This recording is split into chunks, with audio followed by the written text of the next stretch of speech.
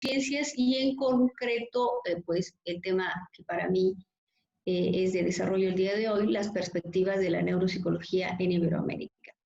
Yo en realidad he preparado una presentación basada un poquito en lo que es lo que está pasando en toda América Latina y en realidad lo que quiero es poner de manera ordenada lo que creo que es una mirada que todos nosotros, tanto los colegas como los estudiantes que nos están acompañando, es probable que hayan tenido en torno a este tema. Vamos con la primera, por favor.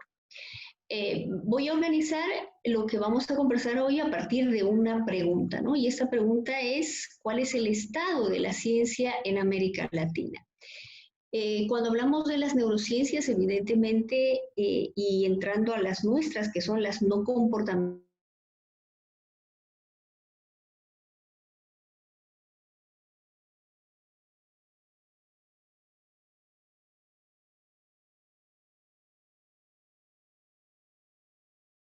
lo que ustedes están organizando esta realidad, y la realidad es que cuando hablamos del estado de la ciencia en América Latina, pues tenemos que hacer una reflexión muy, pero muy concienzuda de lo que está pasando en realidad para a partir de ello ya comenzar a ver cuáles son los caminos que todos nosotros podemos vislumbrar y también seguir. Entonces, en base a esta pregunta, yo organicé 4 ejes centrales en los cuales vamos a abordar este tema la tarde de hoy. Vamos a la siguiente, por favor. Y estos ejes centrales son, en primer lugar, lo que es el desarrollo y el avance, cuál es nuestro estado en el ámbito mundial, qué es lo que ocurre con la mirada del mundo hacia América Latina.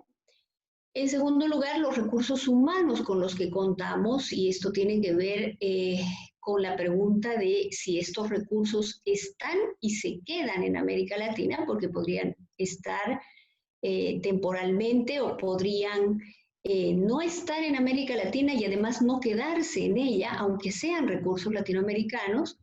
El tercero, los recursos materiales, y esto tiene que ver con cuánto se invierte en investigación en América Latina. Y finalmente, las oportunidades, ¿no? Que creo que, aunque el panorama no va a ser muy alentador en las 3 primeras, y está en azul, amarillo y rojo, tal vez el verde, que son las oportunidades, nos da mucha más tela que cortar a partir de qué retos y desafíos enfrentamos en Latinoamérica en torno a lo que es la neuropsicología.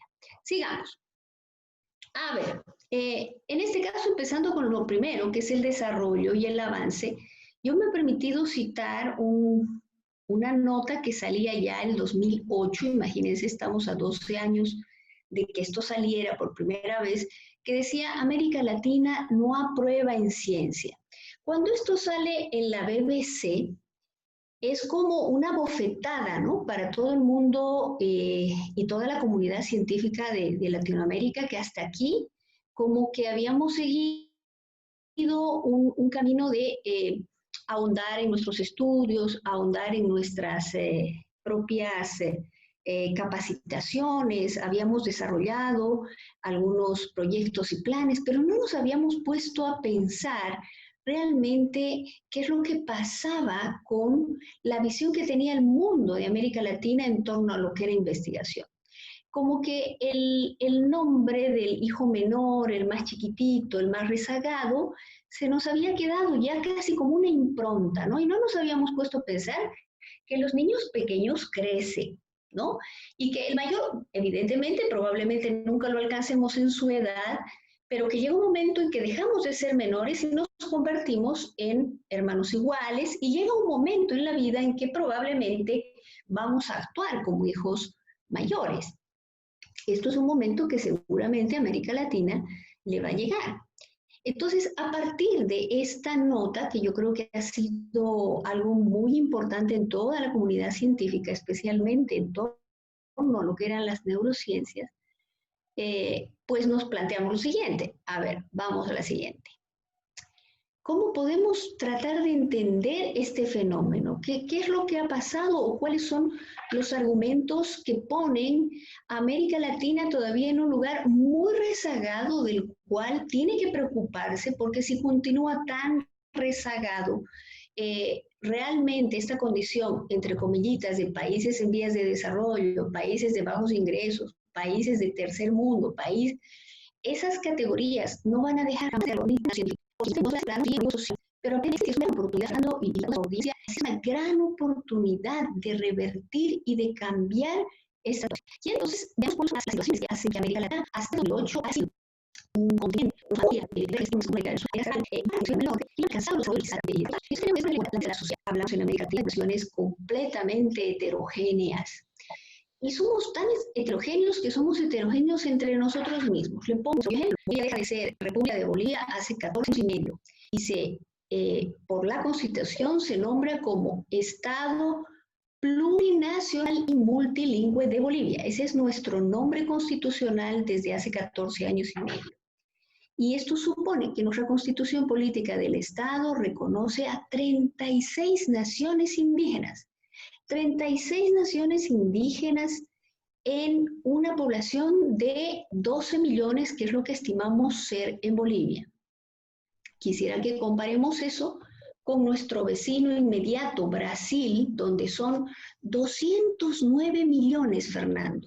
209 millones. Nuestro hermano de al lado, 209 millones, y nosotros 12 millones. En estos 12 millones, 36 naciones indígenas. Y esto solo lo quiero poner como un ejemplo, porque yo creo que los amigos de México, los amigos de Colombia, los amigos de Perú, de Ecuador, que nos están siguiendo en esta transmisión, están en sus casas diciendo, sí, nosotros también, nosotros también. Es decir, tenemos situaciones muy parecidas donde estas poblaciones heterogéneas, es decir, distintas, con una gran diversidad, marca una desigualdad social. Si a eso le sumamos que hay desigualdades económicas, pero desigualdades económicas que suponen unas condiciones de vida extrapoladas, todo el mundo habla de lo que son las poblaciones vulnerables. Y tuve la oportunidad de estar en octubre en el último Congreso del SLAN en Lima, Perú, que realmente fue el último Congreso del SLAN. Ojalá en 2 años podamos asistir al que haya, pero por el momento Lima va a ser nuestro mejor recuerdo del último Congreso latinoamericano. Y en esa oportunidad, cuando yo estaba con unos colegas en una presentación, me puse a pensar en lo siguiente. Conocemos de las poblaciones vulnerables muchísimo, pero no solo. Las poblaciones vulnerables son las que conforman nuestros países, señores. Hemos estudiado a los niños en condiciones disminuidas y hemos estudiado a los niños en condiciones no disminuidas. Hemos estudiado a los adultos mayores con patologías y hemos estudiado a los adultos mayores sin patologías. Si nos hacemos preguntas como estas, nos vamos a dar cuenta que cuando hablamos económicamente de las desigualdades en América Latina, no debiéramos tomar como referencia solo y únicamente uno de los extremos. Tenemos los otros extremos también. Y con los otros extremos no hemos hecho casi nada. Es decir, que cuando pensamos, por ejemplo, en los perfiles de atención, percepción, funciones ejecutivas de poblaciones como la suiza, como la finesa, como la escocesa, ellos involucran en la mayoría de sus estudios no solo a las poblaciones vulnerables, sino al común de la población. Si yo les preguntara a ustedes que levantaran y les dijera que levantaran la mano los que participaron de estudios para elaborar perfiles de normalidad en sus poblaciones, probablemente la mayoría de todos los que estamos en esta sala, que son 100 personas, no hemos participado de una investigación de este tipo, porque por nuestra realidad nos hemos visto orillados a solamente mirar uno de los extremos en esta desigualdad económica, aquellos que se consideran poblaciones en riesgo. Otro elemento importante ha sido el retraso tecnológico, y este retraso tecnológico está amparado en el acceso a la tecnología. No solo en Bolivia, en varios países tenemos la dificultad de que hay poblaciones, por ejemplo, rurales, a las que no llegan las señales, por decirles, de Internet, que aún los estudiantes no cuentan con un tablet o un computador para estudiar. ¿Qué es lo que nos está pasando en esta necesidad de virtualizar la educación a la que hemos tenido que encajar todos porque nadie pensó que esto iba a pasar? Es decir, los que me siguen ahorita en la transmisión van a estar de acuerdo conmigo que esto veíamos como la mañana del día siguiente, es decir, una película futurista donde decía 2050, cuando el mundo se acabe, ¿no? O sea, cuando la nieve se haga cargo del mundo o el sol se haga cargo del mundo o reviente una bomba atómica, es que la humanidad va a parar, pero nunca pensamos ser protagonistas de un momento como este, donde y yo estoy sin salir de mi casa ya 3 meses, no sé cuánto van los demás, pero yo me imagino que en muchos de los países donde me están escuchando todavía están en cuarentena. Yo estoy en cuarentena, hace 3 meses no salgo de casa y no creo que pueda salir en los próximos meses tampoco. Estoy viviendo en la ciudad que tiene más contagios diarios del COVID.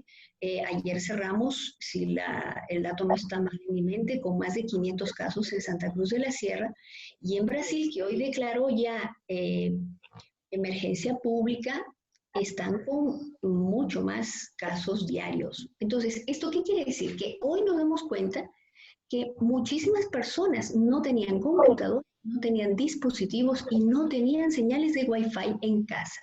¿Mm? Por tanto, es un problema serio tanto para las comunidades educativas escolares como universitarias el seguir, y por eso se sigue discutiendo en muchas universidades cómo se va a resolver el tema del semestre. Si esto pasa con los estudiantes, imagínense con las poblaciones adultas mayores y con las poblaciones en edad preescolar. Entonces, el acceso a la tecnología no es algo que es unánime en todos. Otro tema importante es el hincapié en lo que es la incipiente cultura investigativa. En general, en América Latina, tenemos todavía problemas con las universidades y el que éstas no incentiven la participación de los estudiantes en actividades académico-científicas y menos en publicaciones. ¿Cuál es una constante que yo he ido viendo en las visitas que he tenido la oportunidad de hacer a países como Guatemala, Colombia, Perú, Ecuador? He encontrado panoramas muy parecidos al nuestro, donde en la universidad, si usted quiere hacer, por ejemplo, una pasantía fuera del país, va a tener que pagar el costo de que hay cátedras que usted va a perder, porque todavía no existe dentro de la universidad una reglamentación que lo ampare a usted para que este viaje de experiencia académica sea convalidada bajo otros parámetros y usted no se vea perjudicado. O que cuando usted quiere asistir a un congreso que es de lunes a viernes y es de 8 a 6 de la tarde y usted dice en la universidad que no va a asistir porque está asistiendo a este congreso, le den la verdadera tolerancia para que usted asista con tranquilidad. O le dicen, no sé, tú verás, ¿no? O sea, la clase va, si te la pierdes, tu problema, pero yo voy al congreso, no, ese no es mi problema, yo no soy parte de ese congreso, así que tú verás cómo te arreglas en este tema. Entonces, eso supone que las universidades no están incentivando. Si yo les preguntara, ¿desde qué semestre? Ustedes me pueden decir que los docentes les explicamos o la universidad les explica que un estudiante al inicio de su formación académica ya debe presentar artículos de investigación. Probablemente la respuesta va a ser la misma. ¿Había que publicar? ¿No era que uno se titulaba primero y ya yo siendo alguien puedo publicar? Cuando las becas, señores, hoy se obtienen bajo presentación de publicaciones científicas. Entonces tenemos una cantidad importante de estudiantes que desconocen estos elementos y que cuando van a solicitar una beca al extranjero, no solo países de América Latina, sino fundamentalmente de fuera, se dan contra un blindex, porque nunca supieron que tenían que haber tenido acumuladas publicaciones y porque nunca hicieron el ensayo de las publicaciones a este respecto. Las relaciones y vinculaciones que tienen que ver con los acuerdos institucionales. Hoy Se está manejando mucho en las universidades ya no la figura del convenio interinstitucional, porque el convenio supone firmas y reglamentaciones y adendos dentro de los marcos legales de rectores y vicerrectores, mientras que los acuerdos suponen lo que el nombre lo dice, una vinculación que permite que académica y científicamente un ente, una institución o una persona se vincule con otra. De las muchas que tenemos en América Latina y que podemos estar haciendo muchas cosas parecidas o muchas cosas similares. Y tercero, en este segundo bloque, lo que son las voluntades. Estas voluntades nos van a permitir empezar, y tenemos dos alternativas. Podemos empezar e inventar, es decir, todavía no tenemos financiamiento, todavía no tenemos el programa concluido, todavía no tenemos infraestructura, todavía no tenemos sueldos, todavía no tenemos, pero empezamos un proyecto con la intención de inventar, supone crear los mecanismos necesarios para que esto siga adelante. O, por lo contrario, podemos esperar y esperar, ¿no? Porque la burocracia en la universidad, lastimosamente, tanto en las estatales como en las privadas, nos llevan a pasos consecuentes a seguir, pero que muchas veces demoran o retrasan iniciativas importantísimas. Fernando, ¿usted se acuerda cuando fundamos el Instituto de Neurociencias? Claro que sí, doctor, el año 2016. Bien, el 2016. Usted sabe que a la fecha todavía no tenemos un edificio como estaba programado en nuestro plano, ¿verdad? Usted sabe que todavía tenemos dos ambientes muy sencillos en los que desarrollamos. ¿Se acuerda cuántos proyectos desarrollamos? Uf, son muchos que... Dele una cantidad. Alrededor de 14 o 15. 14, 15, bien. El año pasado cerramos con 23 proyectos y este año estamos con 48 proyectos. 48 proyectos en funcionamiento. Que eso supone nada más, señores, que la enorme voluntad de personas, como me imagino que son los que están detrás de esta pantalla, la mayoría de ellos jóvenes estudiantes pregrado y posgrado, que ven en la investigación una oportunidad para crecer profesionalmente, para vincularse profesionalmente, para aprender más allá de lo que las universidades son capaces de enseñarnos ahora y fundamentalmente para ir desarrollando ya un futuro y un perfil profesional. Vamos a la siguiente, por favor. Ahora, si pasamos entonces a lo que son los recursos humanos, me llamó poderosamente la atención y en esta y en la gráfica siguiente que les voy a mostrar, solo les voy a mostrar noticias que muestran lo que ha empezado a pasar y lo que ha empezado a ser muy visible. Desde esa nota del 2008, fíjense, esta publicación es del 2009, la del país es del 2013. Si seguimos, por favor, hay una más. Esto es en México, es del 2018. Esto es en Chile, del 2019. Y como ustedes ven, desde esa fecha hasta ahora, los titulares en distintas publicaciones, no solamente en Bolivia, de México, de Chile, dan cuenta de la famosa fuga de cerebros, dan cuenta de la famosa situación de que valiosísimos recursos humanos buscan una oportunidad de profesionalización y de especialización fuera de nuestras fronteras, porque no habíamos tenido hasta entonces programas importantes de desarrollo de lo que es la neuropsicología en nuestros países iberoamericanos, salvo países, digamos, que han tenido una gran trayectoria, como por ejemplo Argentina. Argentina ha tenido una trayectoria desde ya mediados de 1950. También encontramos en ese panorama a Colombia. Colombia ha tenido un avance importantísimo. Inclusive México ha tenido grandes oportunidades de desarrollo. pero aún así se ha estado dando un fenómeno muy, muy importante de la llamada fuga de cerebros, ¿no? Personas muy capacitadas que se han visto forzadas a ir al exterior y que cuando han estado en el exterior han enfrentado la situación siguiente. Hace 2 años fuimos al anterior Congreso del SLAM, que fue en Natal, Brasil, y ahí tuvimos la oportunidad de conocer al director del Instituto del Cerebro en esta ciudad.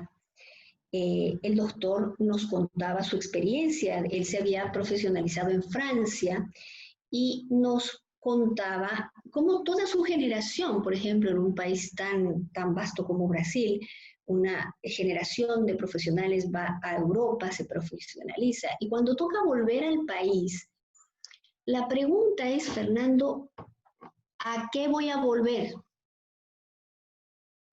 Si yo me especializo, ¿qué le digo? En neuropsicología con estudios moleculares. ¡Wow! ¡Qué temazo! ¿Ah? ¡Qué posgrado! Ya, ahora, ¿dónde voy a volver? ¿A cuál ciudad? ¿A qué universidad? ¿A qué institución? Si de pronto encontramos que en nuestros países no tenemos la tecnología, los recursos, el apoyo, no hablemos ni siquiera de las políticas de Estado, que ya vamos a hablar enseguida. Ahorita lo que sigue es eso, las políticas de Estado, que nos permita decir, a ver, vamos a crear, como está haciendo México. México está disparando un proyecto de biobancos espectacular. México está exportando los biobancos a América Latina porque tiene un grupo de personas que está trabajando en biobancos en México y están teniendo la generosidad de actuar como iberoamericanos y decir, tenemos esta experiencia, quieren, les apoyamos. Los bancos que se hacen en República Dominicana, que ayer cumplió su primer año el Banco de Cerebros de República Dominicana, es dominicano, ¿ah? No es que es una sucursal de México, es dominicano, pero ayudó un equipo mexicano a montarlo. Y esta es la lógica con la que pienso yo que debemos empezar a actuar. O sea, no podemos seguir viendo nuestras fronteras más allá de lo que es simplemente una diferencia geográfica, pero nos unen a nosotros muchísimas más cosas que al resto de habitantes en los otros bellos países del mundo. Imagínense ustedes en Alemania, rodeados de franceses, italianos, españoles, o sea, hello, ¿no? En cambio, yo tengo peruanos, chilenos, argentinos, paraguayos, uruguayos. Vámonos a Centroamérica. Tenemos dominicanos, puertorriqueños, cubanos, guatemaltecos, es decir, unidos por muchas más razones.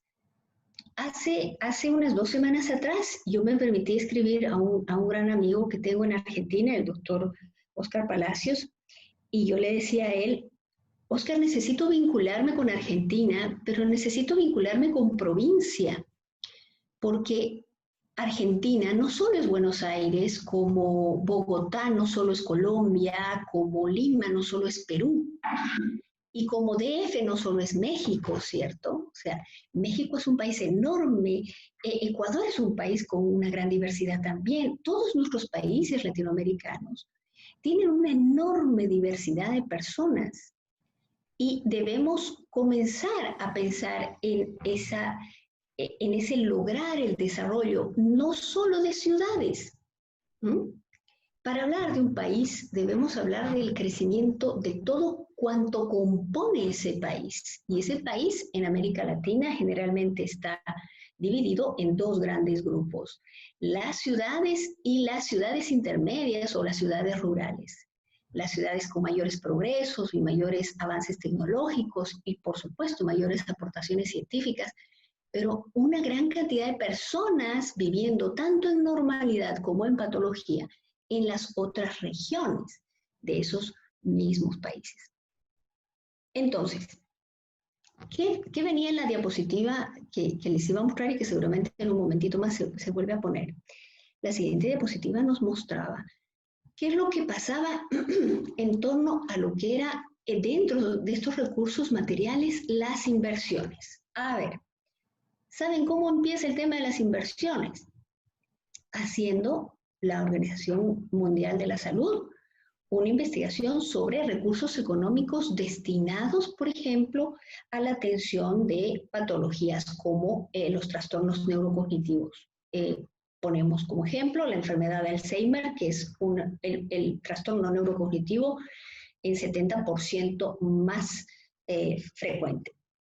Y de ese estudio del 2015, que da cuenta de que es desmesurada la cantidad de recursos que se destinan en países altamente desarrollados frente a países poco desarrollados o de bajos ingresos, saltamos a lo que es el Banco Mundial. El Banco Mundial hace un estudio para determinar cuánto invierten los países, señores, en investigación. Y yo quisiera tener una lotería para decir, a ver, doy el billete gordo de la lotería al que me responda. Los países más avanzados invierten del producto neto el 3, hasta 5% para investigación. ¿Cuánto creen que se invierte en nuestros países latinoamericanos? Les doy una cifra. El más avanzado invierte el 1.04. Y en ese ranking, lastimosamente, tenemos el de menor inversión, que es el 0,04% del producto bruto, que es Guatemala. Guatemala invierte 0,04 en investigación. Argentina 0,56. ¿Se dan cuenta lo que supone estas políticas de inversión en lo que es investigación? Toda aquella voluntad que podemos tener, todos los que estamos aquí sentados tratando de ver qué es lo que está pasando en Iberoamérica, pues vamos a encontrar que lastimosamente no solo de voluntades se conforma el camino, ¿cierto? Podemos poner piedras mientras tanto, podemos adoquinar a mano, pero va a llegar un momento en que vamos a necesitar poner maquinaria pesada. Para eso es que entiendo yo que se hacen actividades como estas. Para esto entiendo yo que Fernando invierte todo este mes en convocarlos a ustedes para que generemos a través de espacios como estos la posibilidad ya no de solo saber que esto es así, porque ahora lo que vienen son las buenas noticias, ¿no? Ya hemos terminado recursos económicos, mal, listo. Pasemos al cuarto punto. ¿Cuál era el cuarto punto? Las oportunidades. Y las oportunidades, en eso, señores, estamos muy bien. ¿Por qué estamos muy bien? Qué lástima que no se pueda ver lo que sigue, pero en lo que ustedes van a ver, en las oportunidades, lo que nosotros tenemos es la posibilidad desde Iberoamérica, la oportunidad desde Iberoamérica de poder llevar adelante y desarrollar proyectos, en primer lugar, de investigación que no existen. Hay un recorte que me hubiera gustado que ustedes vean que decía, América Latina corre el riesgo de volver a descubrir la pólvora. ¿Qué? ¿Cómo que América Latina corre el riesgo de volver a descubrir la pólvora? Sí, porque en esa publicación decía, si América Latina no se apura en sus investigaciones, cuando investigue algo que no sabía, va a creer que lo está descubriendo. En nuestra área, felizmente, esto no va a ocurrir nunca. Y no va a ocurrir nunca, porque en realidad en la neuropsicología, como la disciplina de la esperanza, nosotros tenemos la oportunidad de siempre descubrir algo nuevo. Tenemos la oportunidad de siempre descubrir algo nuevo. Estos eran la parte de recursos materiales que les decía, América Latina y el Caribe rezagada en investigación y desarrollo. Aquí da cuenta de, por ejemplo, los más altos puntajes que están entre el 2.5 y el 3 de punto del Producto Interno Bruto frente a países con menores posibilidades. Vamos a la siguiente. Esa es la escala del Producto Interno Bruto desde 3 puntos hasta menos de 1 punto. Este es otro estudio muy interesante en el 2013 que habla precisamente de lo que eran, por ejemplo, los rankings en cuanto a publicaciones científicas. Este es un estudio que se hizo en Colombia. Como ustedes saben, Colombia es uno de los países que ha estado en los últimos años invirtiendo muchísimo en investigación. Y ellos hacían un estudio de cuál era el ranking, ¿no? En cuanto a lo que eran las revistas científicas latinoamericanas y cuántas de estas habían logrado las categorías necesarias para ser indexadas y reconocidas como factor de impacto. Y encontrábamos que las publicaciones científicas de impacto en América Latina todavía eran muchas menos. Vamos a la siguiente. En esta otra, ustedes van a ver que en el ranking mundial son 4 países los que están en los primeros lugares. Está Reino Unido, Estados Unidos, Alemania y Holanda. Este es un ranking. Esto lo hace el gobierno de Chile. Vamos a la siguiente.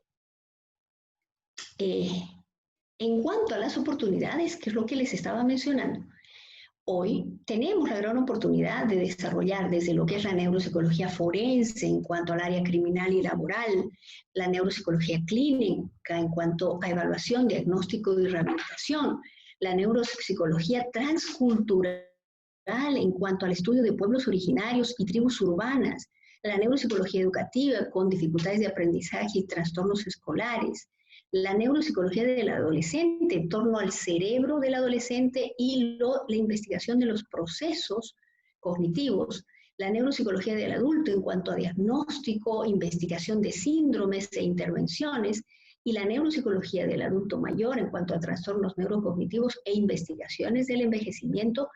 Tenemos que empezar por algún lado. Y la tajada que ustedes ven en verde es el inicio de lo que ha sido un muy fructífero trabajo que se ha empezado a hacer en América Latina en cuanto a lo que es la neuropsicología infantil. El estudio de los trastornos del neurodesarrollo y las investigaciones de los perfiles neuropsicológicos. ¿Esto qué nos ha permitido también? Desde este extremo, vamos por favor, también poder ver lo que son estas oportunidades. Fíjense que comenzamos a utilizar ya lenguaje como el que ustedes pueden ver, Caminos de las Neurociencias en América Latina, una revisión muy interesante sobre lo que está pasando, de cómo podemos ir viendo el crecimiento de la neuropsicología en todo el continente iberoamericano, latinoamericano. Vamos a la siguiente. Publicaciones como la que sigue ahora también, que es, por ejemplo, el apoyo de la UNESCO a América Latina avanza hacia su integración a mapas de iniciativas cerebrales en el mundo. Esto se hace del 30 de agosto al 1 de septiembre del año pasado. Es decir, que ya comienza la Organización de Naciones Unidas también a interesarse en lo que son los avances que se deben hacer en América Latina y comenzamos a unirnos. Seguimos adelante, por favor. Miren esto, medición de desarrollo infantil en América Latina, construyendo una agenda regional. Esto se hace en Brasil. En Brasil se inicia esta agenda en diciembre del 2016 y están, de los 21 países latinoamericanos, están 12 países latinoamericanos sumados a esta agenda regional de lo que es la medición del desarrollo infantil. Sigamos adelante, por favor.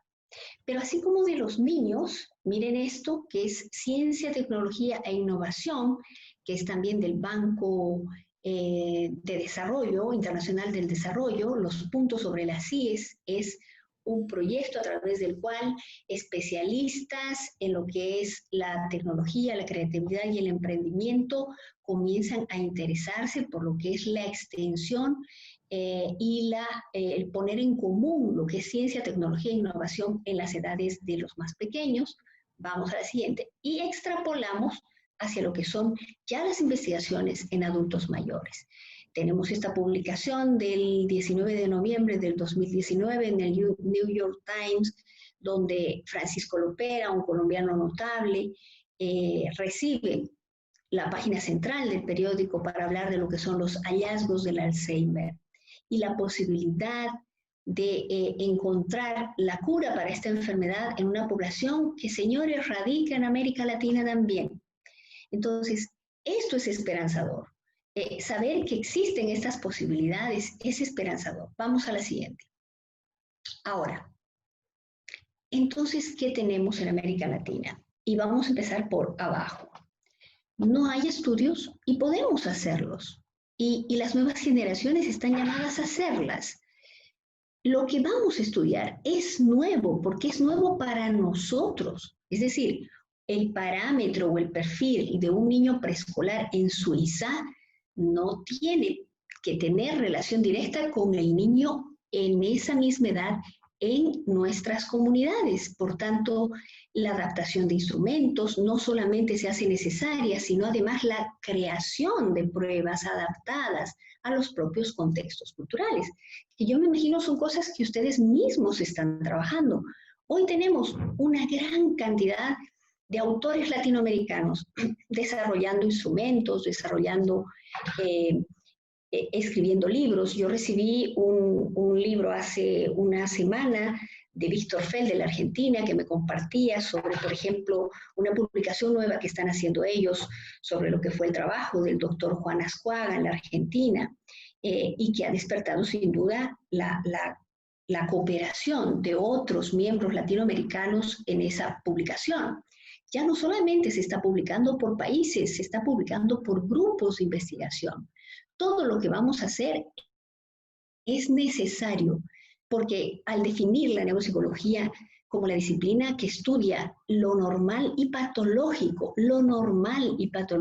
de esa relación magnífica entre sistema nervioso y comportamiento, se hace necesario el estudio pormenorizado de las poblaciones. ¿Qué poblaciones? Tenemos poblaciones únicas. Tenemos poblaciones que no han sido investigadas antes, señores. Tenemos un grupo humano que no fue investigado inclusive nunca. Y tenemos iniciativas y voluntades, aunque los recursos en la mayoría de los casos no acompañen estas iniciativas, son los primeros pasos que damos hacia ese camino. Entonces, vamos a la siguiente. ¿Cómo veo yo la perspectiva de la neuropsicología? Bueno, nuestro futuro es un futuro que tiene muchísimo por aportar. Esta es una publicación que hace Alfredo Ardila el 2014, que habla del futuro de la neuropsicología en Latinoamérica. Sin duda, la mayoría de los países latinoamericanos han empezado ya a comprometerse en este movimiento, que es el movimiento de las neurociencias y la neuropsicología en particular. En todos los países que no tenían antes formaciones, por ejemplo, académicas como Guatemala, hoy tiene un programa de maestría en neuropsicología excelente. Tenemos a Colombia, tenemos a México, recientemente en Bolivia. Fernando es parte de esa primera corte de profesionales en maestría en neuropsicología de mi país, en la Universidad Mayor de San Andrés. Entonces vemos que hay iniciativas enormes. Ya no vamos a necesitar forzosamente salir fuera del continente latinoamericano para especializarnos, como pasó con la mayoría de los profesionales destacados de las antiguas generaciones. No habían programas de maestría o doctorado aquí en América Latina. Hoy en día hay muy buenos programas que podemos seguir a nivel de profesionalización. Pero vamos más allá. No solamente es el futuro, sino que nacen proyectos como este, el Proyecto Cerebro Latinoamericano, que es una iniciativa para fomentar la cooperación regional en neurociencias, y esto tiene que ver con de qué manera comenzamos a trabajar de manera común, de manera coordinada, haciendo sinergia entre lo que son las iniciativas que nosotros tenemos en los distintos países. Con todo este material es que pienso yo que la perspectiva de las neurociencias y específicamente de la neuropsicología en América Latina es por demás alentadora. Creo que todos los que están del otro lado, sean estudiantes o sean colegas, sean todavía personas inexpertas o muy experimentadas, tenemos la gran oportunidad de escribir estos primeros pasos, de escribir ya los resultados de los primeros laboratorios, los primeros institutos que ya cuentan con 20 y hasta 30 años en América Latina, o algunos más jóvenes como el mío, el nuestro tiene 3 años, pero el del doctor Lopera tiene 30. Entonces, fíjense esa diferencia y esa enorme posibilidad de poder replicar. Yo he ido donde el doctor Lopera sin ninguna pena y le he dicho, doctor, vamos a hacer en Bolivia un instituto de neurociencias porque nos inspiró el proyecto que usted hizo. Cuando nosotros fuimos a visitarlo, y creo que Fernando estaba en la delegación que nos acompañó, el doctor nos contaba que él había empezado con un cuarto. Lo que hoy es el Instituto de Neurociencias en Antioquía, que son 3 pisos en un edificio de 15, empezó siendo un cuarto. Eh, y los grandes proyectos sin duda van a empezar así. Vamos a tener la oportunidad de llevar adelante ideas que de pronto nos parecen ahora eh, tal vez muy pequeñas. Hoy, por esta misma situación, se nos van a abrir nuevas posibilidades de llevar adelante proyectos como, por ejemplo, grants de investigación. Vamos a poder participar con poblaciones únicas, vamos a poder hacer alianzas latinoamericanas para el estudio. Nosotros como Instituto de Neurociencias venimos trabajando en esto desde hace ya más de 3 años, aunque el instituto se forma hace 3 años, el laboratorio tiene 5, el laboratorio de neuropsicología, y ya desde entonces hemos ido desarrollando cada verano, por ejemplo, un programa de formación que se llama Verano Neurocientífico. Luego tenemos el Invierno Neurocientífico, que es otro programa que también congrega a profesionales de distintos lugares, no está cerrado solo a Bolivia.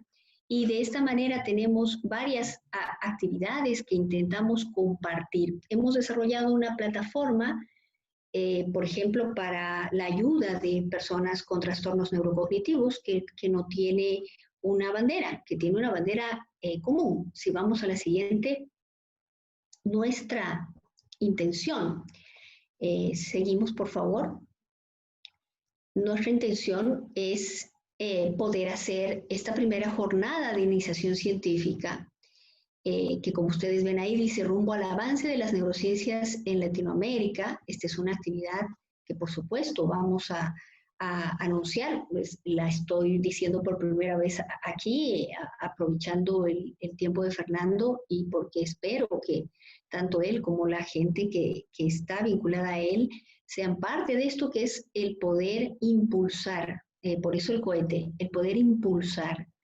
a todas las personas que empiezan su formación académica en esto que es el rumbo al avance de las neurociencias. Si ustedes se fijan la bandera que tiene ese astronauta que yo de cariño le digo neuronauta, que es un astronauta de la neuropsicología, es un neuronauta, tiene el collage de todas las banderas iberoamericanas. Debemos impulsar el desarrollo de las neurociencias en todos nuestros países, pero además debemos impulsar el desarrollo de las distintas corrientes al interior de la neuropsicología.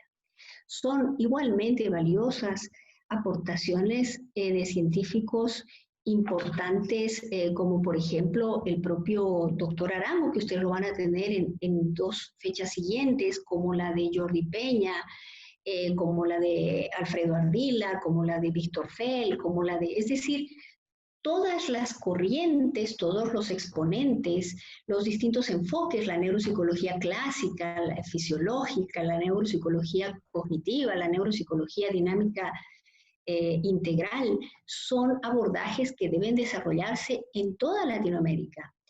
No debemos permitir o no debemos insistir o intentar que exista uno solo, porque hay una diversidad de personas que requieren entonces la riqueza de todas las posibilidades de abordajes neuropsicológicos.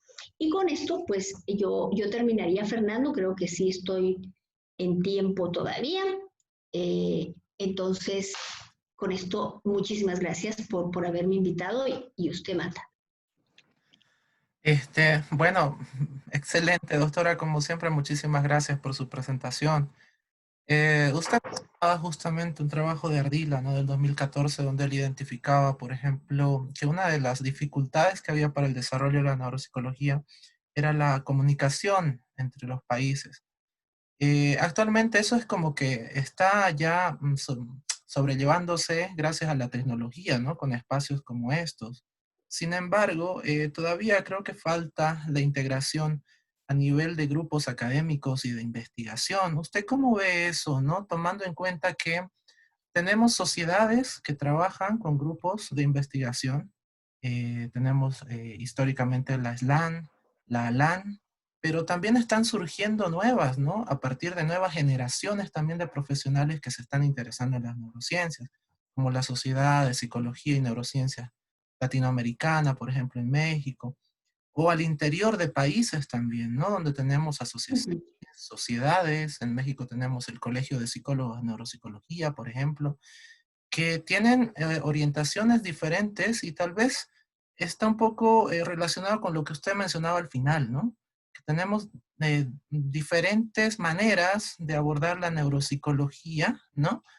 Eh, pero esta propuesta que usted nos plantea estaría un poco orientada a poder sobrepasar esto, ¿no? Y que haya mejor comunicación. ¿Qué piensa usted al Sí, respecto de estas nuevas iniciativas? Y si es que en el futuro van a seguir surgiendo, ¿no? Nuevas sociedades, tal vez, nuevas asociaciones. sí. Ahí yo creo que tenemos que tener un poquito de cuidado. ¿Y cuál es el cuidado que tenemos que tener?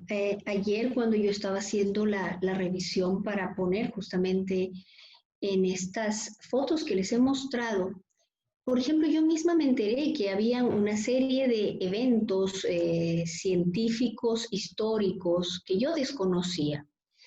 Eh, Porque a veces nos ocurre esto por el mismo hecho de que pertenecemos a estructuras un poco más cerradas. Le diré, de Brasil, por ejemplo, conocemos poco y eso no significa que Brasil no haya avanzado mucho, sí avanzó, pero bueno, 209 millones pudieran hacerlo casi sin el resto de nosotros, pero en realidad el hecho del idioma con ellos ha sido una variable que ha marcado un poquito la distancia. Sin embargo, en dos de las tres publicaciones que les mostré, la sede de los eventos fue Brasil. Lo que nos lleva a pensar lo siguiente: si bien es importante que las agrupaciones científicas se proliferen y nazcan nuevas y sigan habiendo más de estas iniciativas, porque no todos vamos a encajar en una sola, también es cierto, yo quisiera que reflexionemos a propósito, de que es importante que también contribuyamos al fortalecimiento de las ya existentes. Eh, Importante la trayectoria de dos que usted me acaba de mencionar. Yo le mencionaría una más, porque está la Sociedad Latinoamericana, que se funda primero en Argentina, está luego la ALAN, que se funda en Colombia, pero también está la Iberoamericana, que prácticamente se funda en España, ¿cierto? A través del doctor Arango, o sea, tenemos tres, pero también está la INS, que es la internacional. Importante llegar a la INS porque es una que aglutina al resto del mundo, pero no por ello dejar de pertenecer y fortalecer las otras instituciones. Le pongo mi ejemplo. Yo participo tanto en la SLAN como en la ALAN. A mí me interesa todo lo que pasa en la SLAN, pero también me interesa todo lo que pasa en la ALAN, porque ambas son instituciones que representan a Latinoamérica. Eh, Pienso yo que es importante, Fernando, que las nuevas generaciones no es que elijan un lugar donde estar, sino que puedan fortalecer estas instituciones que ya hay, lo que no quita la posibilidad de desarrollar nuevas instancias de agrupación científica, pero sin entrar a que tengamos 20, por ejemplo, latinoamericanas, ¿no? En algún momento cuando conversábamos con amigos de Latinoamérica decíamos, a ver, encima que no somos 200,000, ¿no? No somos 1 millón de personas, somos menos, vamos y estamos divididos en dos grupos, cuando podríamos estar en uno solo. Pero no, no se trata de estar o no estar en uno solo, se trata de aquellas situaciones que ya se dieron y que han permitido dos grandes grupos, como son la ALAN y la SLAN, pues creo que todos podemos fortalecer una o ambas de ellas, lo que no quita la posibilidad de que en las nuevas generaciones hayan emprendimientos. ¿Qué no me gustaría? Los fundadores del slam, por ejemplo, fundaron el slam con mucho esfuerzo. O sea, tuvieron que trabajar mucho porque en esa época, Fernando, no había un Zoom como este, ¿cierto? O sea, usted ahorita me ha traído a mí así, ¡tac! Doctora Pan, y ha traído a un colega de México, ¡pum! Y otro de España aquí, y otro de Lima, y estamos toditos aquí metidos. Para hacer las reuniones y para hacer los acuerdos y para conocerse, señores, esas personas que fueron fundadoras de la SLAM hace más de 30 años, tuvieron que verse, buscarse. No había ni correo electrónico. El correo electrónico es posterior. O sea, quiero que entendamos el valor de esto. ¿Qué necesitamos? Necesitamos gente joven como ustedes acompañando ese proceso de crecimiento, volviendo esa slang, esa LAN virtuales, por ejemplo, metiéndolas a a un nuevo estilo, por ejemplo, a una nueva generación que es esta, ¿cierto? Entonces, creo que respetar la historia, Fernando, también es importante. Y tal vez eso es lo que hace que tengamos instituciones tan valiosas con más de 100 años, ¿cierto? O 150 años. Y los años pesan en una institución científica. Entonces, importantísimo desde mi punto de vista contribuir. Importantísimo desde mi punto de vista fortalecer. ¿Cuántos de ustedes, por ejemplo, han revisado cómo publicar en la revista del ESLAN? ¿O cuántos han revisado cómo publicar en la revista de la LAN? ¿Cierto? Probablemente encontremos que muy pocas manos se levantarían si tuviéramos esa posibilidad. Y ahí lo tenemos. Nuestro primer objetivo tiene que ser nuestra revista. Mi abuelita decía, la bondad empieza por casa. ¿Qué habrá querido decir esa señora? Que lo primero con lo que nosotros tenemos que ser nobles, ya lo primero que tenemos que pensar en contribuir, señores, a lo primero que tenemos que pensar en llegar es a nosotros, a esta Latinoamérica, a esta Iberoamérica. ¿Mm? Yo quisiera presentar un artículo de investigación, primero una revista latinoamericana, no porque sea menos importante, sino porque mi información va a servir en esa revista, más que en una revista que está al otro lado y que lo va a leer como dato estadístico, no como dato de uso. Pero por supuesto que quiero escribir en una revista de impacto, por supuesto, pero también quiero escribir en revistas latinoamericanas. Esa es una práctica que lastimosamente no ha sido muy frecuente.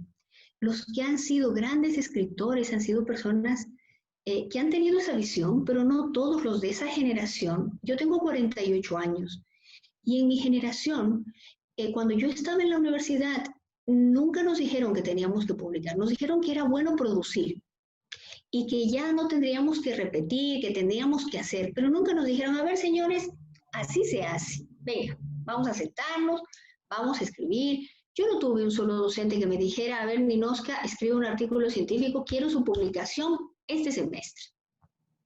Yo me enteré de las publicaciones científicas cuando investigué para que mis alumnos fueran becados fuera.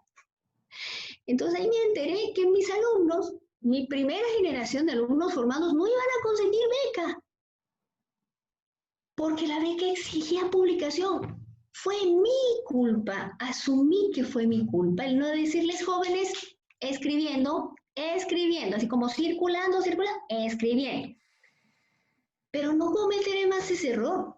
Y me imagino que como yo, vendrán los demás haciendo exactamente lo mismo, ¿cierto? Entonces, hoy en día, un estudiante de primer semestre ya tiene que pensar en sobre qué va a escribir en un tercer, un cuarto, un quinto semestre.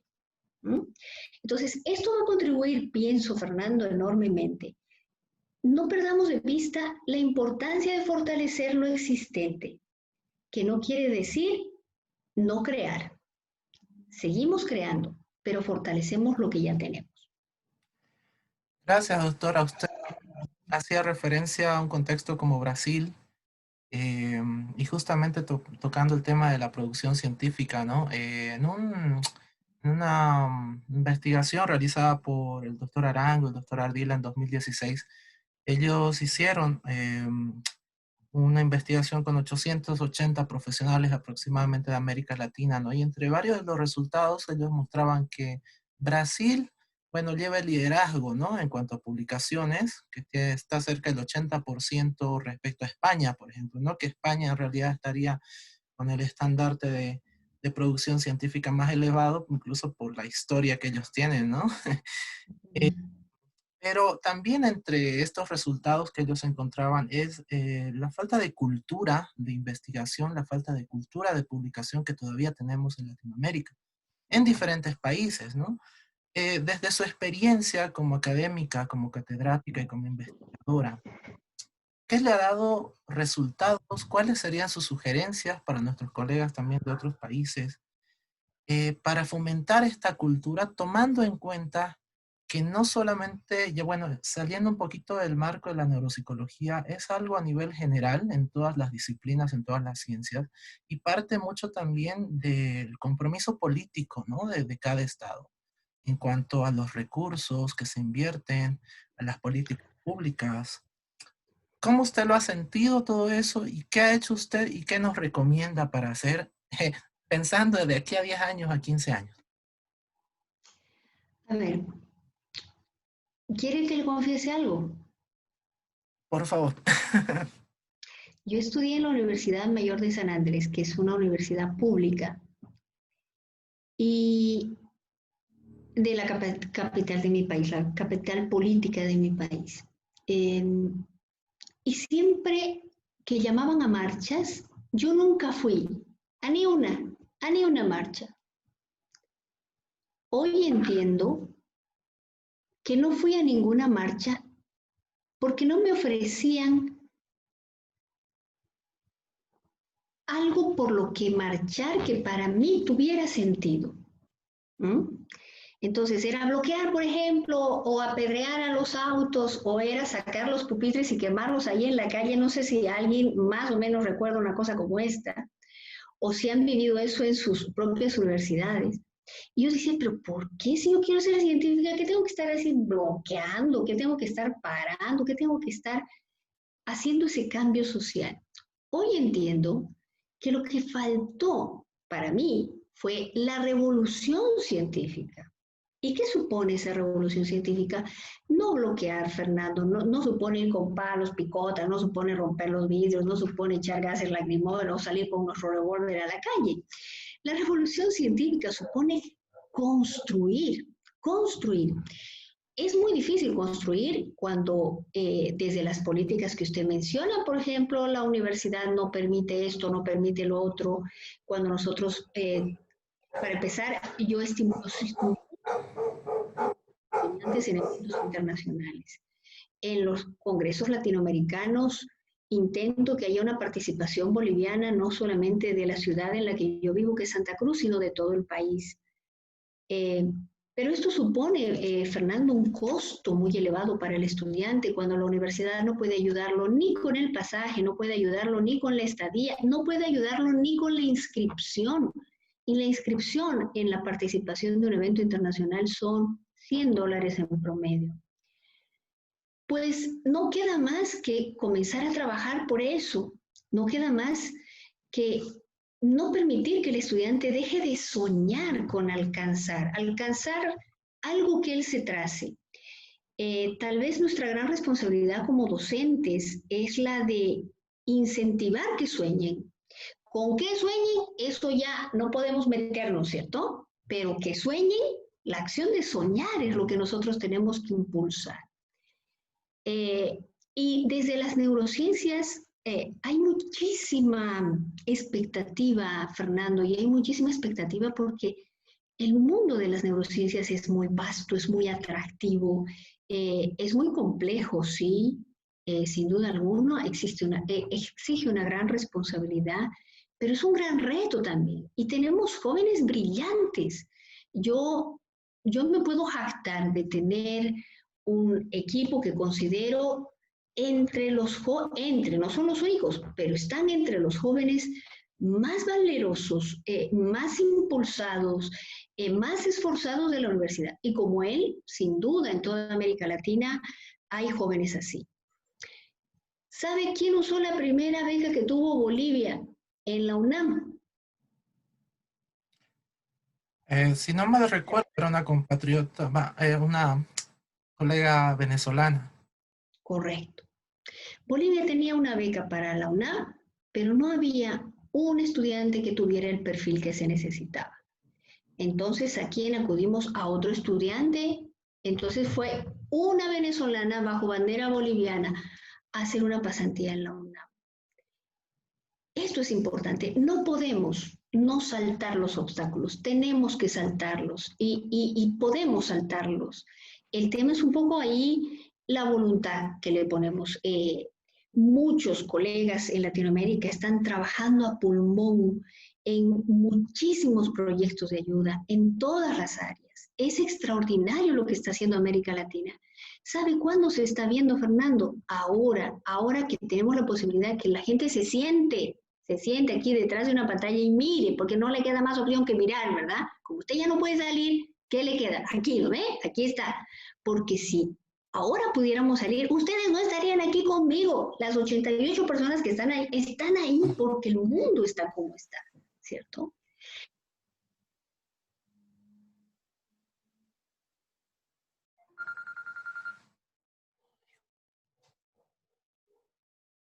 Situaciones como estas reciben a la semana, ninguno de ustedes me va a decir que menos de 5. Ninguno me va a decir que menos de 5.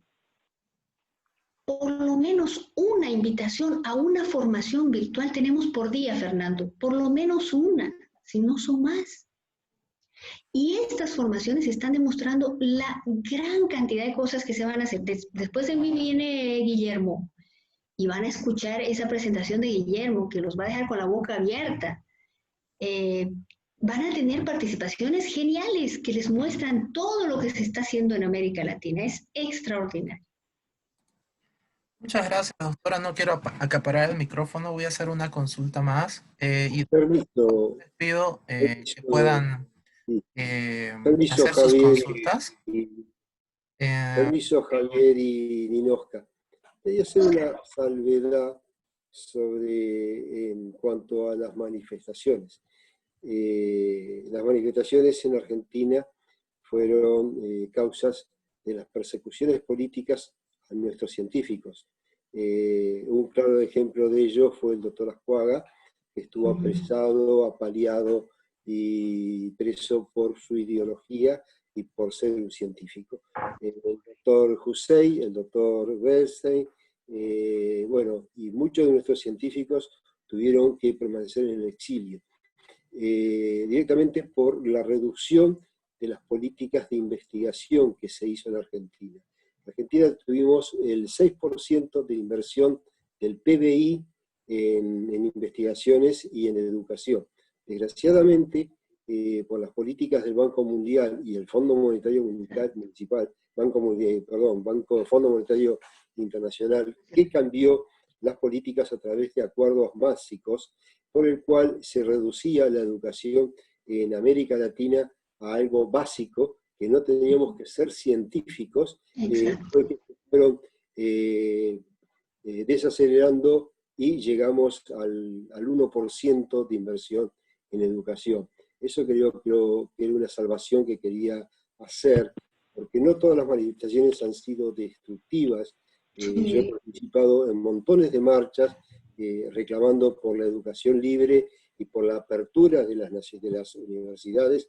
Nosotros tuvimos varias universidades cerradas durante más de 10 años porque teníamos personas científicos, como fue el doctor Malacalza, que se tuvo que exiliar en Cataluña, y fue el adjunto del doctor Margalef en la investigación de ecología, y así el doctor Seguí, que está en Descartes 5 en París, también se tuvo que exiliar en el año 66, y así muchísimos. Así que muchas veces las protestas juveniles en reclamo de las luchas universitarias para poder tener participación e ingresos y fondos Yo me recuerdo perfectamente, como tú decías, siendo representante de la Red Nacional de Cátedras de Neurociencias, para poder asistir a las reuniones tenía que costear de mi bolsillo la estadía y el pasaje. Y así hasta prácticamente los últimos congresos. Creo que el último congreso se me pagó el pasaje, creo que fue el de Chile de 2011. Después nunca más pude, o sea, recibir un subsidio de la universidad, ni para estadía, ni para poder viajar.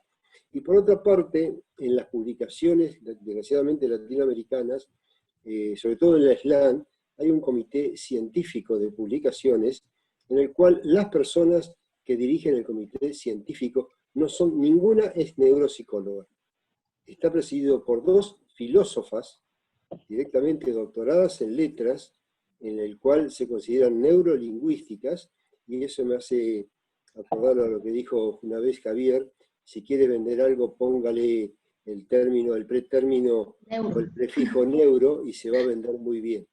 Desgraciadamente están limitadas a un círculo cerrado, y creo que recuerdas muy bien el debate en Medellín, cuando queríamos hacer un homenaje al doctor Ascuaga, y todas estas personas se opusieron diciendo que era una revista indexada, cuando el fundador de la revista indexada hoy en día fue el doctor Ascuaga. Por lo tanto, no me niego a manifestarme cuando las manifestaciones son pacíficas, cuando no se destruyen elementos, pero sí se defienden derechos. Muchas gracias. Y tú sabes, Oscar, que lo que dices es tan contundente. Fernando, cuando estuvimos con la delegación boliviana en el último evento de la SLAN, de la ALAN en Guatemala, estábamos tomando un café en el lobby cuando se acerca una señora y me dice: doctora, yo quería conocerla, yo he trabajado desde hace más de 30 años en neuropsicología, y nos cuenta cómo fue este tema, Oscar, durante la represión, ¿no? Ella nos contaba, la escuela en Guatemala lleva el nombre precisamente de la colega que murió en esta manifestación por defender el laboratorio de neurociencias de esa universidad. Estamos hablando de hace más de 30 años atrás, ¿no? Y qué tan importante. Por eso, Fernando, yo digo que la historia es algo que no debemos olvidar. Los jóvenes tienen, por supuesto, derecho de escribir su historia, pero de lo que no tienen derecho es de olvidar lo que pasó, ¿no? Lo que pasó es algo que debe recordarse siempre. Por tanto, comulgo mucho con la idea del doctor Palacios cuando nos menciona la importancia de estos elementos que tienen que ver con la revolución. Yo le llamo a eso una revolución científica, porque defender también un espacio de trabajo científico, por supuesto que es parte de una revolución. Y lo que les estoy diciendo es que un universitario, y entiéndanmelo bien, por favor, tiene que ser revolucionario, tiene que revolucionar en el plano social, tiene que revolucionar en el plano científico. No me meto en lo político, pero en el plano científico, en el plano académico, que es política también, o sea, es política avanzar, es política progresar. Esto supone, por supuesto, un desarrollo, ¿no? Entonces, tal vez, Fernando, cerrar yo lo que le digo con que no podemos rendirnos. Tenemos que agarrar esa bandera y no soltarla, ¿no? Tenemos que agarrar esa bandera y que la propia bandera del avance nos sirva de soporte ante las intempestades del tiempo, ante los momentos difíciles. Debemos seguir avanzando y creo que vamos por muy buen camino. Este es el momento de visibilizar muchas realizaciones científicas, de poner en la mesa muchos trabajos fantásticos que se han hecho en América Latina. Gracias, doctora. También gracias al doctor Palacio. Un saludo hasta Argentina. Es un gusto verlo. Gracias. Respecto a lo que mencionaba el doctor Palacio, el prefijo neuro, y bueno, que actualmente también hay muchos profesionales que han adoptado este prefijo para llevar un montón de actividades que no tienen la rigurosidad necesaria, ¿no? En el ámbito clínico, saliendo un poquito del académico y de lo investigativo, también tenemos esta situación, ¿no? Eh, Creo que nos falta desarrollar perspectivas de salud pública, ¿no? En el contexto latinoamericano, porque aún nos está faltando en el desempeño clínico rescatar la identidad del neuropsicólogo, ¿no? De sus competencias, porque hay muchos casos en los que una persona que utiliza una evaluación, una herramienta para evaluar, ya se pone a sí mismo el prefijo de neuro, como neuropsicólogo, por ejemplo, simplemente con el hecho de hacer una evaluación, pero que no ha tenido la oportunidad tal vez de poder hacer toda una formación que para la neuropsicología principalmente es realmente muy, muy necesaria, incluso tomando en cuenta las diferencias que hay en contextos como Canadá o Estados Unidos, donde un neuropsicólogo para poder ejercer necesita hacer cursos de doctorado, postdoctorados, 2 años, ¿no? De práctica clínica, y ahí recién después de un sinnúmero de trámites puede ejercer la neuropsicología. Acá en Latinoamérica es muy diferente la situación. ¿Cómo ve esto usted? ¿Qué deberíamos hacer? Y Sí, algo más, ¿no? Los colegios de psicólogos todavía en algunos casos no contemplan, ¿no? El perfil del neuropsicólogo dentro de sus estatutos, ¿no? ese es un tema que todavía va a demorar, pienso yo, un tiempo, ¿no? Y va a demorar un tiempo porque todavía no hay los cursos de posgrado acreditados en todos los países latinoamericanos. Por decirle, en el nuestro, el suyo es el segundo programa de maestría, pero el primero que se va a concluir, hubo uno previo que fue interrumpido por una ley financiera que prohibía que docentes de una universidad estatal sean contratados en otra, por ejemplo, y partió el programa por la mitad.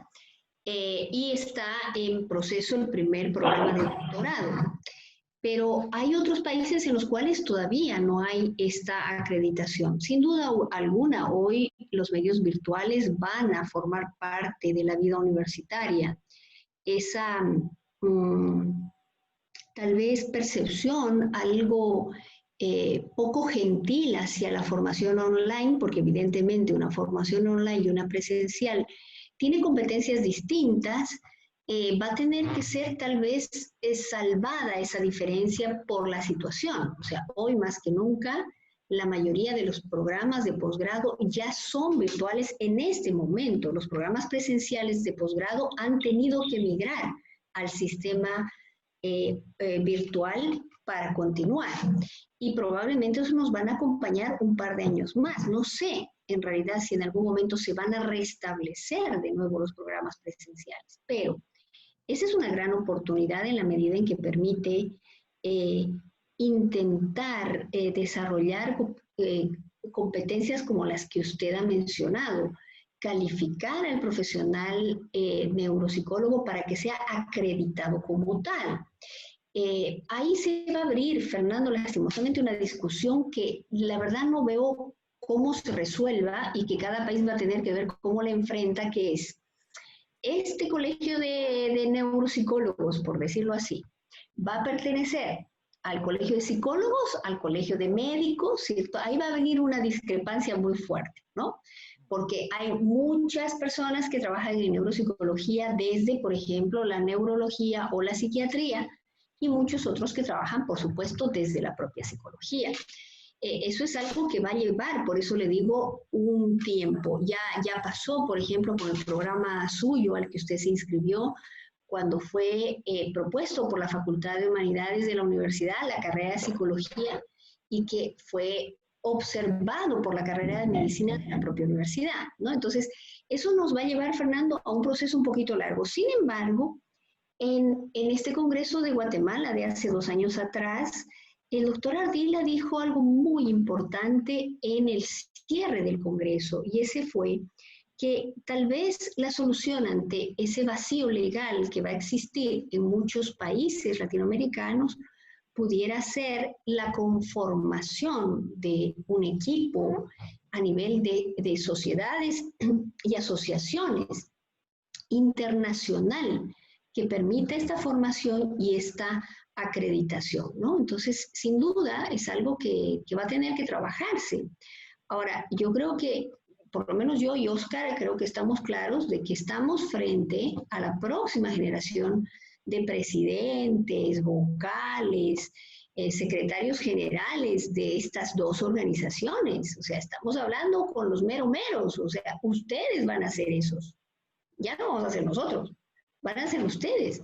Por tanto, ustedes tienen esa enorme responsabilidad, ya no de separar caminos, sino de unirlos, ¿cierto? De buscar una convergencia. Sin embargo, considero que la acreditación internacional sí es muy importante, ¿no? Es muy importante esta acreditación internacional. Fíjese que la neuropsicología tiene una ventaja ante la psicología. Una ventaja. Y la ventaja que tiene la neuropsicología es que los mecanismos para poder homogenizar las acreditaciones son más factibles que en la psicología, toda vez que los elementos culturales tienen una menor influencia en los procesos de evaluación, diagnóstico e intervención en términos neuropsicológicos que los psicológicos. En los psicológicos estamos complicados, pero en los términos neuropsicológicos tenemos una mayor probabilidad. Yo lo que veo, Ninosca, es que primero de todo se da una paradoja muy importante, que es la cantidad de profesiones que adhieren a la neuropsicología. Por lo tanto, hay médicos, psicólogos, fonoaudiólogos, pedagogos, psicopedagogos, bueno, infinidad de profesiones, en las cuales, por ejemplo, las facultades de medicina son reacias a aceptarlos en sus sociedades de neuropsicología. Eso por una parte. Por otra parte, he visto ahora últimamente muchas carreras que se ofrecen por universidades privadas, como de neuropsicología, cuando en realidad la carrera de neuropsicología no está reglamentada ni está establecida, y a su vez que carecen de cuerpos académicos con profesionales idóneos para dar esas materias. En mi país, por ejemplo, en Argentina, ya hay 5 carreras que se ofrecen de universidades desconocidas, pero que sí han sido aprobadas por ley en los últimos 4 años, y que desgraciadamente su cuerpo académico deja mucho que desear. Sin embargo, esas personas a nivel internacional, y si son validados por el protocolo de la Haya, van a tener una representación a nivel internacional para poder conformar los cuadros de la LAN, de la SLAN o de cualquier otra formación. En gente que desgraciadamente no tienen una formación profunda.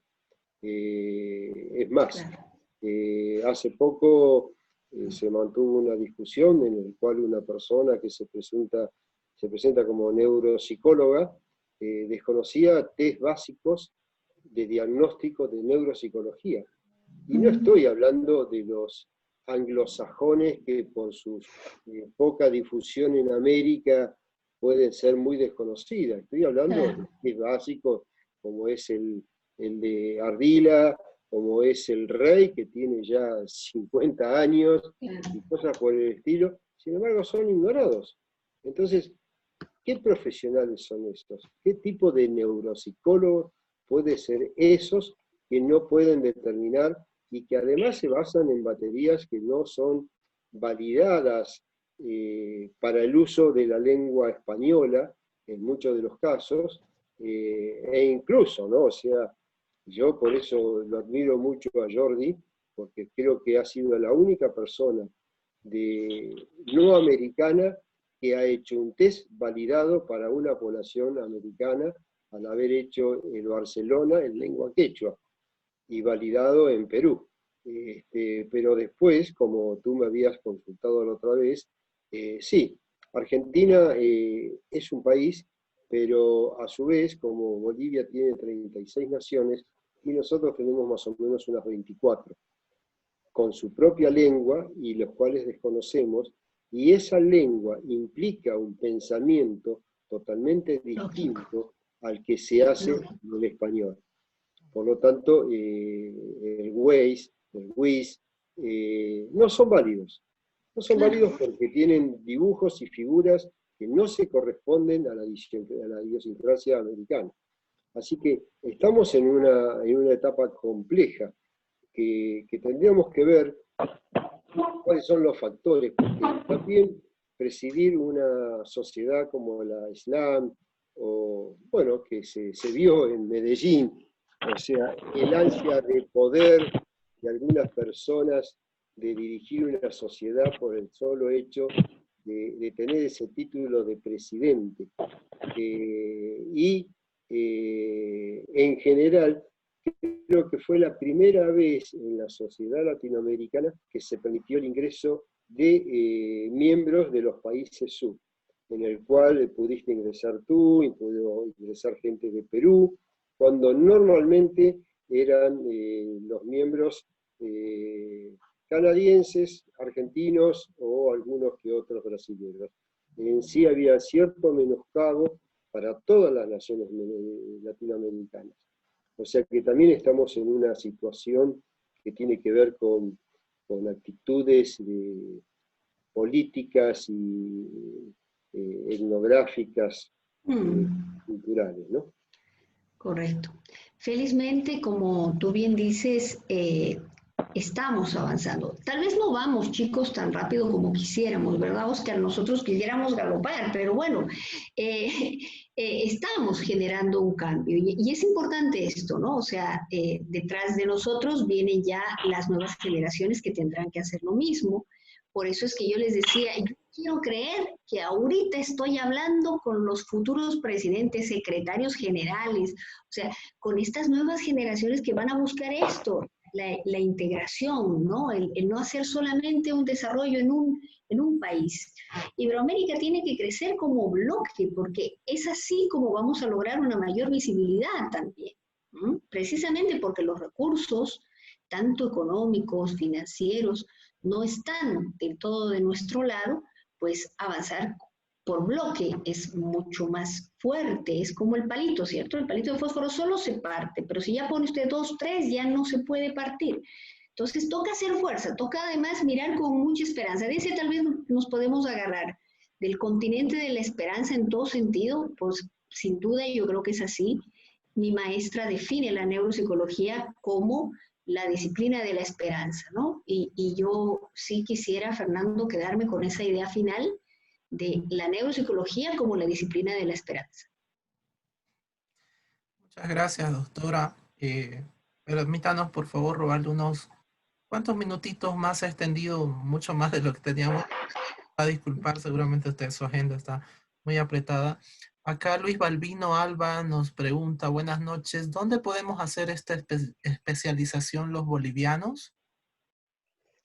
A ver, para hacer una especialidad hoy tienen algunas alternativas importantes. Tienen primero, está el programa de la UNSA, de la Universidad Mayor de San Andrés, a nivel de diplomados en neuropsicología, y ahora sacando la primera corte de maestría, que espero también se reanude una nueva versión. La Universidad Católica Boliviana de la Ciudad de La Paz también ha sacado un programa de maestría en neuropsicología, lo estuve viendo la semana pasada y me parece muy interesante la manera en que lo han presentado. También hay una formación en, a ver, ¿qué más hay que esté acreditado?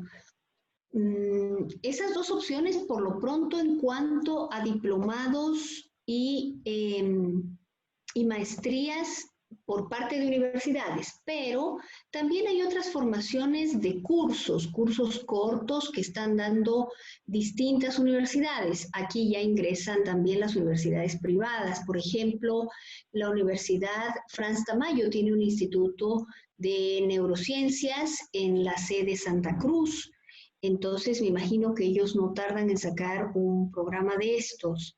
La Universidad La UTEPSA en la ciudad de Santa Cruz también sé que tiene proyectado un programa de diplomado en neuropsicología.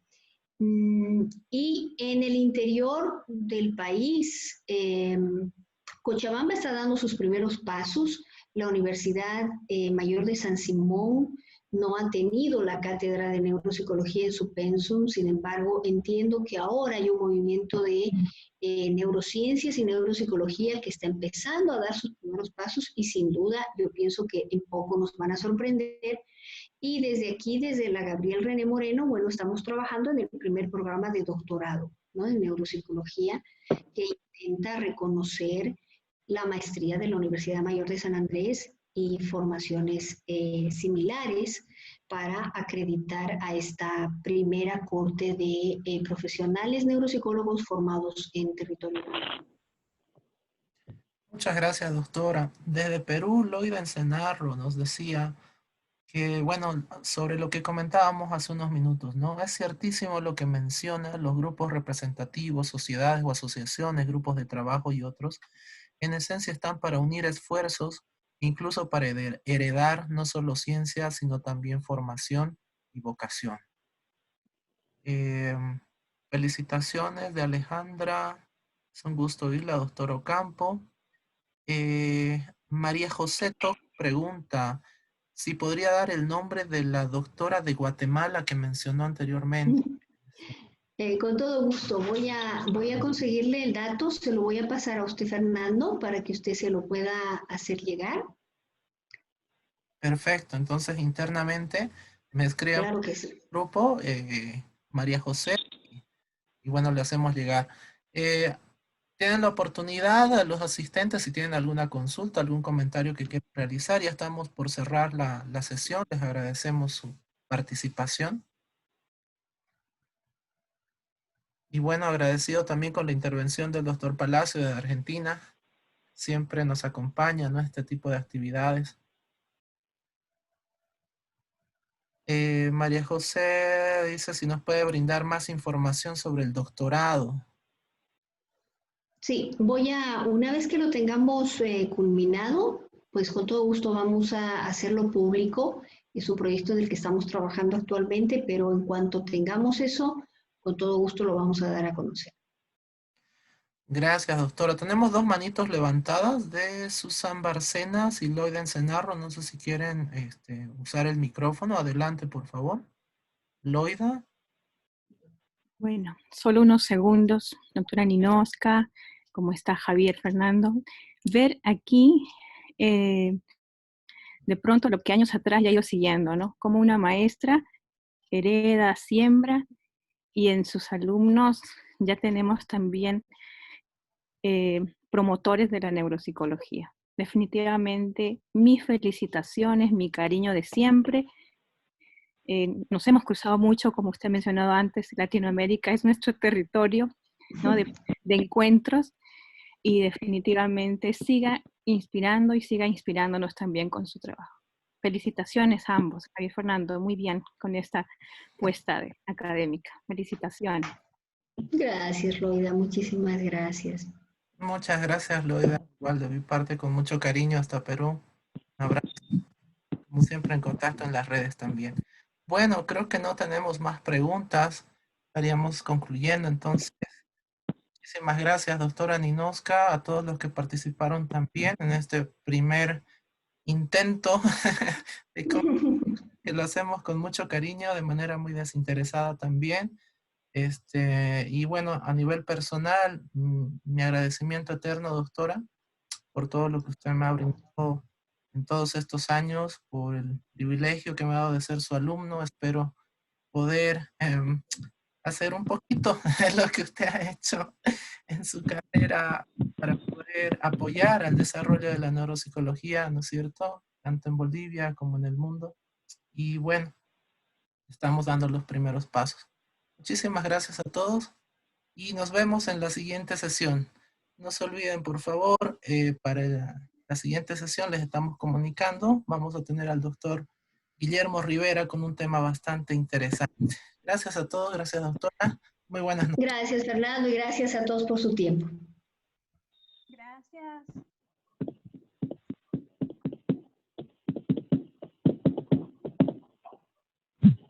Muchas gracias a todos. Saludos desde Guatemala. Muchas gracias, saludos hasta Guatemala.